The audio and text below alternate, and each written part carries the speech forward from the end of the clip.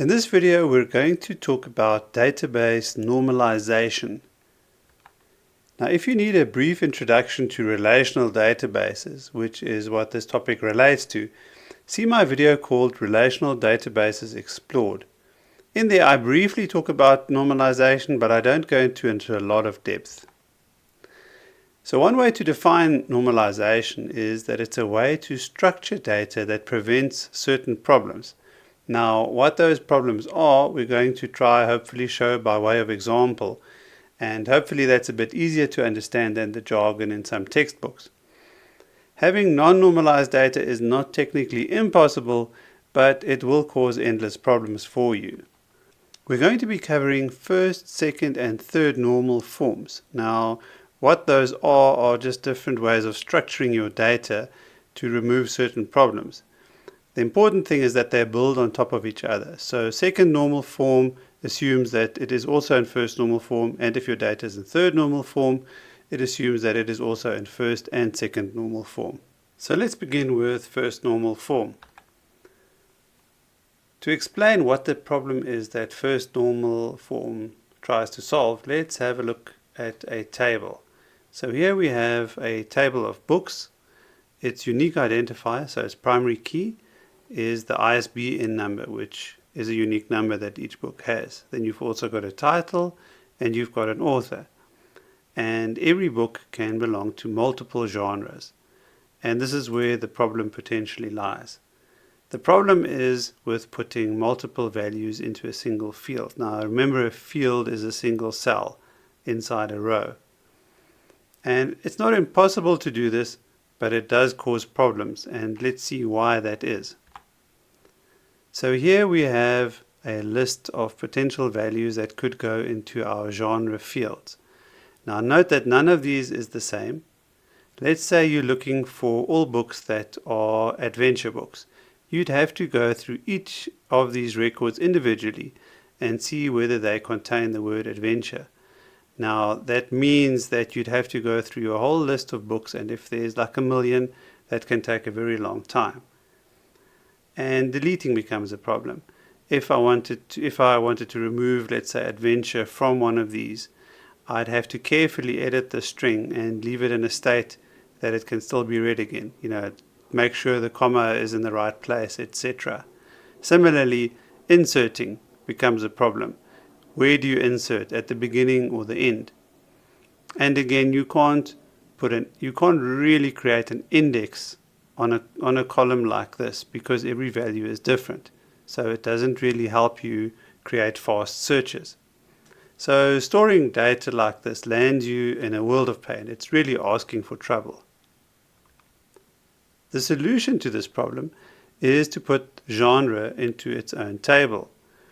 So here you can see that we've removed the genre column from our table of books, and we've created a separate table with a compound key consisting of the ISBN and the genre. This means that you can have multiple entries per book.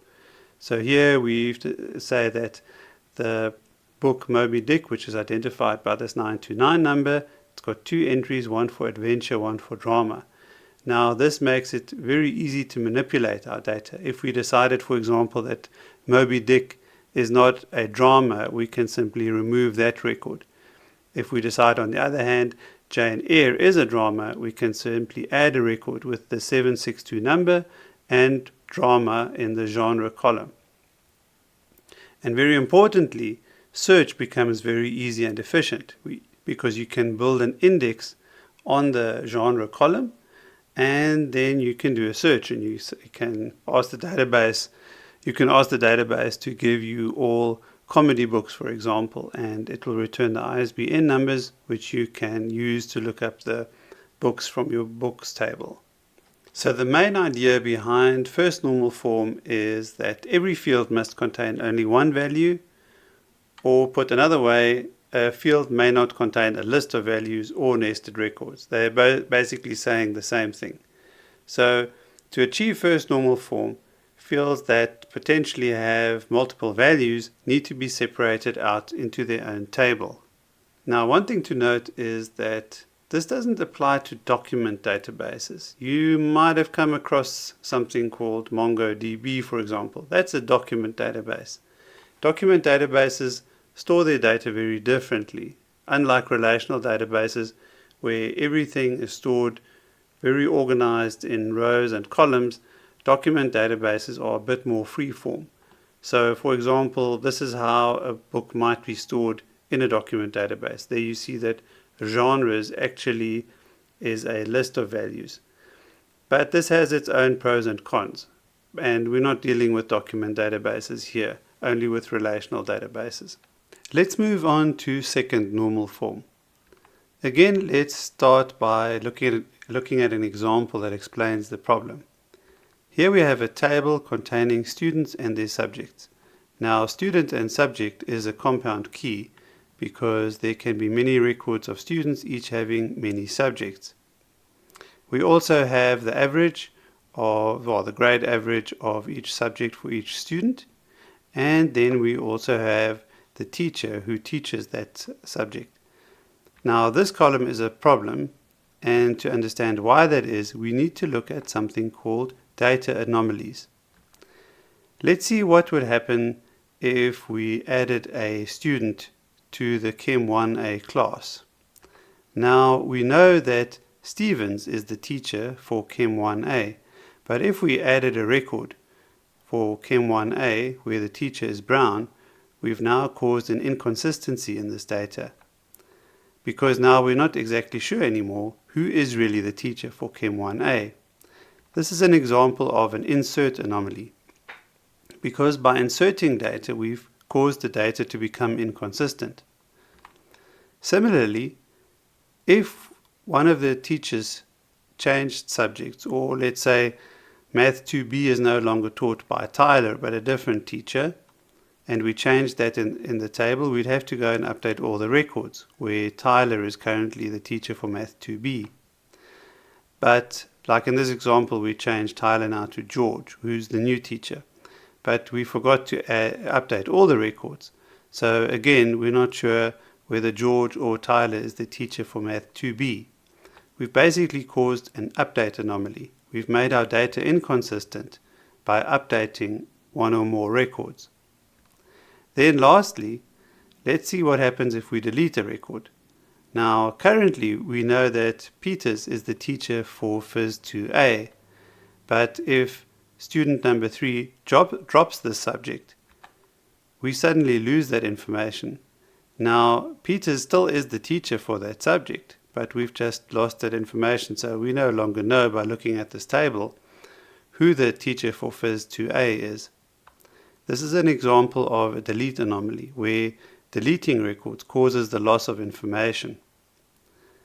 Now, the solution to all of these problems is to put teacher into its own table, which is dependent on subject, because teacher is not in fact dependent on student and subject. It is really only an attribute of subject.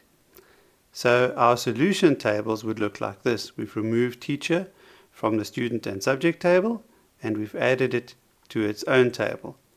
And this solves all our anomaly risks, or at least all the problems that could be caused by updating and inserting and deleting records on the table on the left. And also, if we needed to change teachers, we would only, or if we need to change a teacher for a subject, we only need to update one record in this new table. So the requirement for second normal form, in the first place, it has to be in first normal form. Remember, we said that these normal forms build on top of each other. And then secondly, an attribute. And now remember, an attribute is a non-key column in a table. An attribute may not depend on only part of a key, i.e. that's a partial dependency. So the grade in our table was dependent both on the student and the subject, so that was okay.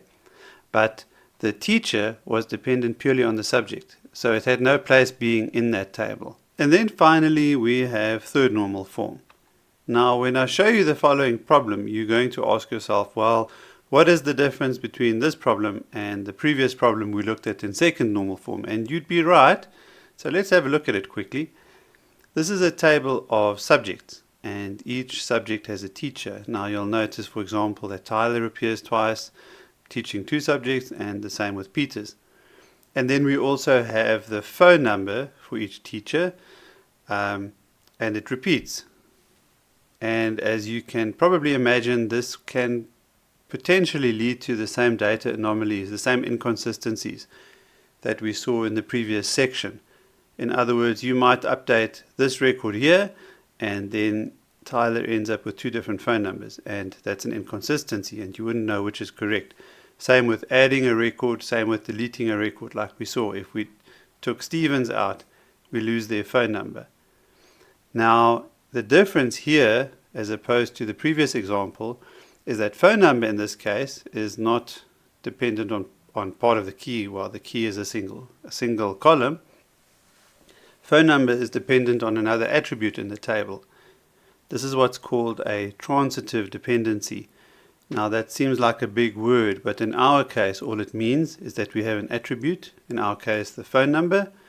That attribute is dependent on another attribute, which in turn is dependent on the primary key. So this attribute A1 is not directly dependent on the primary key, it's dependent on another attribute that's dependent on the primary key, so it's indirectly dependent, or as the name here says, transitive. It's a transitive dependency. Now the solution to this is quite simple. As we saw in the previous case, we need to separate this out so that phone number is in a different table where it's dependent on teacher, which would be correct. And here we've left teacher, which is completely dependent on subject. And now our data is normalized.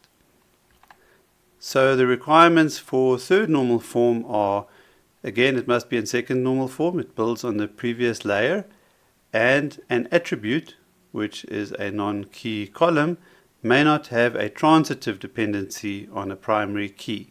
The golden rule to remember is simply this: every attribute must be fully dependent on the entire key of the table. That is, you can't have an attribute that's dependent on only part of the key, and it can't be dependent on another attribute that's in turn dependent on the key, which would be a transitive dependency. Now, the person we have to thank for coming up with these normal forms is a guy by the name of Edgar F. Codd, who played a big role in the development of relational databases back in the 1970s already. You may be wondering whether there are other normal forms, and the answer is yes, in fact there are, but I'm going to leave those to you to look up for yourself.